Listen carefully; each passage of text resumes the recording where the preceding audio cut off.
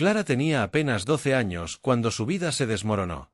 Había nacido con una malformación en las piernas que le impedía caminar, y aunque su madre siempre la cuidó con ternura, su padre cargaba el peso de una amargura silenciosa. Dios no hizo a los inválidos para la frontera, fue lo último que le dijo antes de dejarla frente a la iglesia de un polvoriento pueblo del oeste. Le dejaron una silla de ruedas de madera tosca, una manta y un pedazo de pan duro. El polvo se levantaba tras el carruaje que se alejaba sin mirar atrás. Nadie en el pueblo habló. Nadie se acercó. Solo el sol, implacable, la miraba desde el cielo. Un viejo perro callejero se acercó a ella ese primer atardecer. Clara le dio un trozo del pan. El perro se quedó. Lo llamó Brasa, por el color rojizo de su pelaje. Desde entonces, Brasa se convirtió en su compañero fiel. Ella hablaba con él como si pudiera entenderla.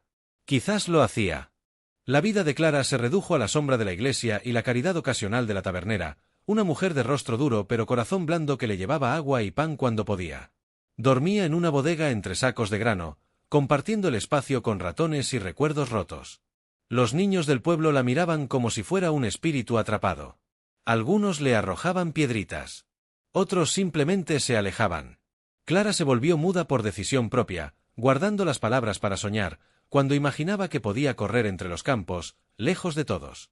Brasa dormía a su lado cada noche, calentándole los pies con su cuerpo. En el día, se mantenía cerca, gruñendo a cualquiera que se acercara demasiado. Era su sombra y su guardián. Clara, sin decirlo, le confiaba su corazón. Un día, con el calor ardiendo sobre la tierra, llegó un hombre a caballo. Vestía ropas gastadas, un sombrero grande y llevaba una barba blanca como la ceniza de un fuego viejo. Silas, se llamaba. Hablaba poco y miraba mucho. Fue el primero en cruzar palabra con Clara sin bajar la voz. «Ese sol te va a derretir, pequeña», dijo mientras le ofrecía la sombra de su silueta. Clara levantó la vista y, por primera vez en mucho tiempo, no vio lástima. Vio curiosidad. Vio respeto. Silas compró una limonada en la taberna y le dejó una taza a Clara sin decir nada más. Luego se fue. Al día siguiente, volvió a hacer lo mismo. Así, sin pedir permiso, se fue ganando un espacio junto a ella. Días después, Silas regresó con algo envuelto en una manta. Era un rifle antiguo, pero bien cuidado. «La silla no te impide disparar recto», le dijo. Clara, desconfiada, lo tomó con manos temblorosas. Silas le enseñó a cargarlo, a apuntar, a respirar antes de jalar el gatillo. Pronto, el sonido seco del disparo se volvió parte del eco del pueblo.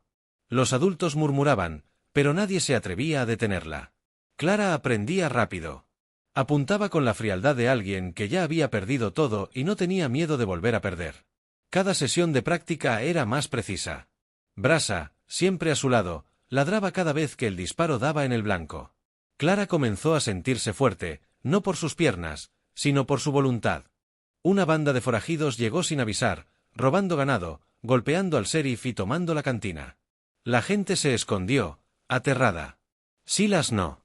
Clara tampoco. Desde la torre de la iglesia, ella y su rifle se convirtieron en el ojo vigilante del pueblo. Cuando un bandido amenazó a un niño, Clara disparó. No falló. El hombre cayó al suelo con un disparo limpio. El pueblo enmudeció. Los forajidos huyeron. Y en ese instante, Clara dejó de ser invisible. El pastor de la iglesia le dijo esa noche: «Dios te dio otras armas, hija». Clara no sabía si creía en Dios, pero sabía que Brasa le lamía la mano como si también supiera que algo había cambiado. El pueblo comenzó a cambiar. La gente la saludaba. Algunos incluso la llamaban señorita Clara. Silas seguía enseñándole, pero ahora también hablaban de libros, mapas, estrategias. Clara descubrió que su mente era afilada como un cuchillo y que su silla no era una cárcel, sino una torre. Comenzó a patrullar desde su puesto frente a la iglesia. Reparaba armas, daba consejos. Era parte del corazón del pueblo, como el pozo o la campana. Nadie lo decía en voz alta, pero muchos dormían más tranquilos sabiendo que Clara estaba despierta. Había noches en que se sentaba con Silas junto al fuego. «Tu fuerza está en que no necesitas demostrar nada», le decía él. Clara asentía. Lo sabía. Un atardecer, un carruaje polvoriento llegó al pueblo. Clara reconoció las caras de inmediato: su madre, su padre, su hermano menor, todos agotados, sucios, perseguidos por una nueva banda que arrasaba a su paso. Su padre no supo qué decir. Su madre lloraba. Clara los miró fríamente. Ya no era la niña que dejaron. Les ofreció un techo. Les dio comida. Pero su corazón ya no necesitaba la aprobación de quienes la abandonaron. Y ellos lo sabían. Su hermano, más grande ahora, quiso abrazarla. Ella dudó un segundo, y luego lo hizo. No por ellos, sino por ella misma. Porque sabía que podía perdonar sin olvidar. El líder de los bandidos finalmente llegó. Era un hombre cruel, con cicatrices en el rostro y odio en la mirada. Desafió al pueblo en la plaza, llamando a su campeón. Silas, ya viejo y herido, no podía enfrentarlo. Clara salió sola. Desde su silla, miró al bandido a los ojos. El pueblo contenía el aliento. El duelo fue breve. Clara disparó primero. El hombre cayó como un saco de trigo. Nadie celebró. Solo hubo silencio, y luego un aplauso. Uno solo, lento, hasta que todo el pueblo lo siguió. Brasa se echó a sus pies. Clara sentía que todo lo que había vivido la había llevado hasta ese momento. Y estaba lista para lo que viniera. Silas murió unas semanas después. Le dejó su sombrero, su rifle y una carta. El valor no está en los pies, ni en las manos. Está en lo que uno hace con el miedo. Clara tomó su lugar como guardiana del pueblo. Sí, seguía en su silla. Pero ahora era una leyenda. Una mujer que había nacido sin poder caminar, pero había aprendido a volar. Porque el valor, Clara lo sabía ya, no nace en las piernas. Nace en el corazón. Y mientras Brasa corría a su lado, y el pueblo vivía un nuevo amanecer, Clara sabía que todo había valido la pena. Dicen que en el oeste solo sobreviven los fuertes. Pero nadie te explica qué clase de fuerza necesitas. Algunos confían en sus puños. Otros, en sus armas. Y hay quienes creen que el poder está en la rapidez de sus caballos o la dureza de su mirada. Pero esta historia no es sobre esos tipos.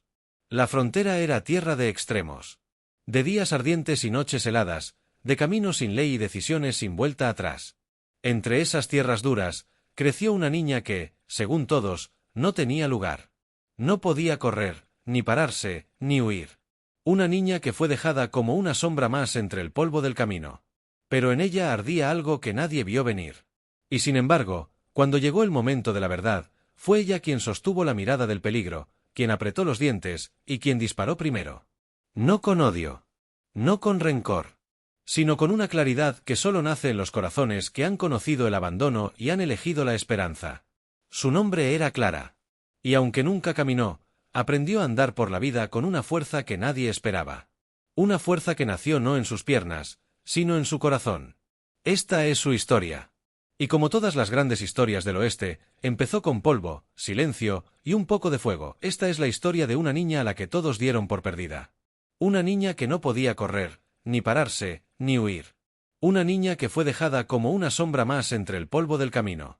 Y sin embargo, cuando llegó el momento de la verdad, fue ella quien sostuvo la mirada del peligro, quien apretó los dientes, y quien disparó primero.